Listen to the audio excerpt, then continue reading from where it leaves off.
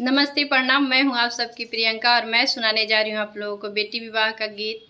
तो प्लीज़ मेरे चैनल को लाइक करना, सब्सक्राइब करना और अच्छा लगे तो कमेंट भी करना।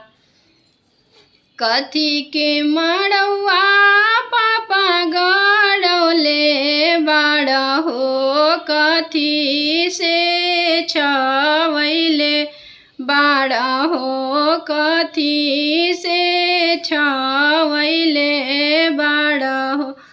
कथी के पीढ़ैया पर पापाया जो बैठल बाड़ा हो, हमरो के बैठौले बाड़ा हो, हमरो के बैठौले बाड़ा हो।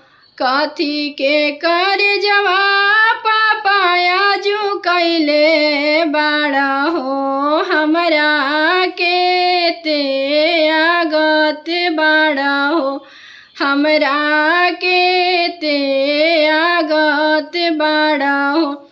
बाँस के मड़ौआ बेटी गड़ौले बानी हो, कुश से छवैले बानी हो, कुश से छवैले बानी हो।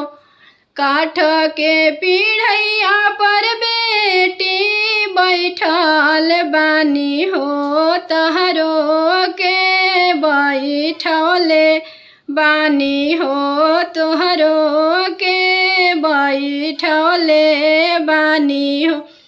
पथल के कर जवा बेटी आजू कैले बानी हो, तोहरा के ते आगत बानी हो, तोहरा के ते आगत बानी हो।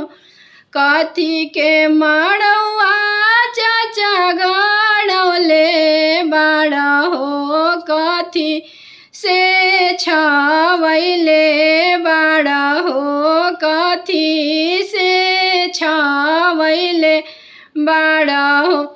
कथी के पीढ़ैया पर भैया जो बैठल बाड़ा हो, हमरो के बैठौले बाड़ा हो, हमरो के बैठौले बाड़ा हो। कथी के कर जवा भैया जो कैले बाड़ा हो, हमरा के ते आगत बाड़ा हो, हमरा के ते आगत बाड़ा हो।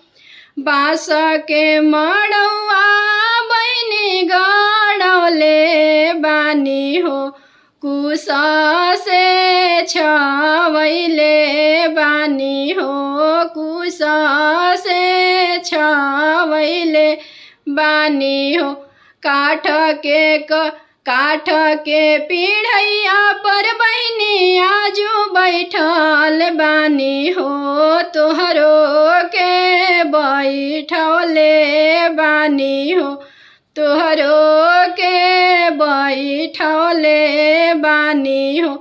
पथल के कर जवा बहिनी आजू कैले बानी हो, तोहरा के ते आगत बानी हो, तोहरा के ते आगत बानी हो।